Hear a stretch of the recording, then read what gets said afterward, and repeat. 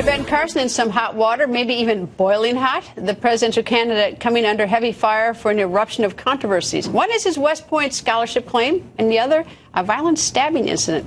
Host of Fox News Media Buzz, Howard Kurtz, goes on the record. Howard, nice to see you. And let's start first with the West Point controversy. What is it, and why is it dogging him? Greta, screaming headline in Politico today touched off a furor. Carson admits fabricating West Point scholarship, but later toned down significantly to Carson claim West Point scholarship. So they changed the headline. But never applied. Okay, so in his book, Dr. Carson wrote, I was offered a full scholarship to West Point. That was a mistake. He didn't apply. He was not given a scholarship. He told Bill O'Reilly today, I was just told it would be very easy for me if I did apply. And he accused Politico of an outright lie. So he's at war with the media right now. And I guess we have no sense of how people respond to that. I mean, I guess when you go to West Point, you get, if you are admitted, you get the military picks up and then you owe an obligation after graduation, right? That would be, quote, the payment. All right. The second problem, that the incident about where at age 14, where did he say that he'd stabbed someone? What? He's talked about this several times. It's in his autobiography that he was an angry and sometimes violent young teenager in Detroit. So CNN sent some reporters, interviewed some old friends and neighbors who said, gee, he seemed like a nice, quiet young man to me. Nobody was aware of any of these incidents. But, of course, nobody necessarily would be. There's no way of disproving that. So he went to war with CNN, very contentious interview today. Now, with Megyn Kelly, Dr. Carson did say that in the same autobiography that he had changed the identity of the person he says he stabbed, and rather than it being a friend, it was a relative. He doesn't want to reveal who it is. So again, something that needed to be clarified, but is it a huge deal? Should have been played up by CNN, which didn't accuse him of lying, just said we couldn't find anybody to substantiate it. Yeah, we're really putting the spotlight on these people. Well, he's running for president, and he's not used to this.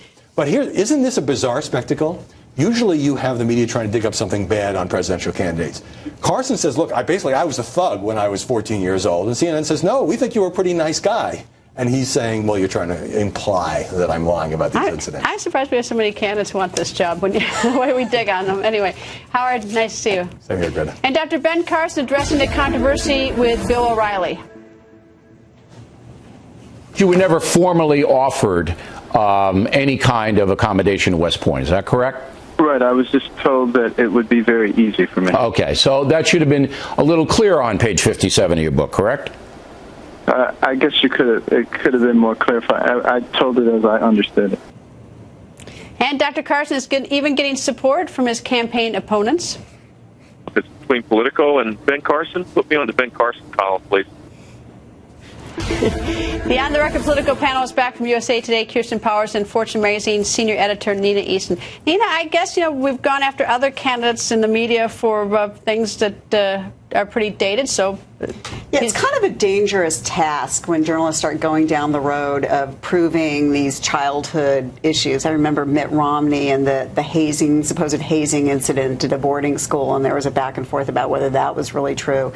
And so, on one hand, as these things sort of play out, and if there's more of them, I could see Carson coming under... It'd be difficult for him because his campaign really is based on his personal story. On the other hand, it starts to look like a pylon by the media. And so in that sense, I'm not sure, how much it does hurt him at the end of the day. Kirsten, what do you think? I mean, CNN's trying to make him look nice as a nice young 14-year-old teenager, and he's saying that he was not so nice. And then you've got the West Point thing. I mean, of course, nobody ever offered me a scholarship. But if someone said, hey, I'd get you into school and you don't have to pay till after you graduate, I might think that was a scholarship. But I don't know. That's maybe me. Yeah, that's what I think. I think it's perfectly conceivable. Here he's told you can come to school here and not pay for it, and he sees that as a scholarship. That sounds completely reasonable to me. He did not say he was admitted. So this thing of he didn't apply, well, he didn't say he applied. So I think that that's fair. The thing about what happened to him when he was young, the idea that somehow because people thought he was a nice kid that this didn't happen, those two things don't go together. There are plenty of people who seem perfectly nice who are violent people or have terrible tempers. That's pretty violent. What does it mean? Stabbing someone is real violent. I mean, look, if you go back and you read about Ted Bundy, who's a serial killer, you have people, person after person, saying, such a gentleman, always so kind, walk me to the door. I mean, people, it's not inconceivable that he was different. And I think the point of his story, the reason that he told this story, was that he had a radical Christian transformation. information. And it's about how he was this way prior to that happening, and now he's obviously a very calm person. And so when people are saying, why is he talking about this? Well, there's a reason. I think he's trying to tell people that I had a very significant conversion in my life. In terms of fallout, I think it's going to be less how the media goes after him, because I think his supporters could care less what the mainstream media says. But if Donald Trump next week figures out a way during the debate to take all this and throw it back at him in a way that hurts and sticks, that'll hurt his campaign. I think we in the media are on thin ice with everybody, with the viewers and the viewers and the readers and everything else. I think how we need to make sure we do our job really well and straight on the up and up, because we're on thin ice with some of the things. Right. And that we know things for sure before we go out and blare it in a headline.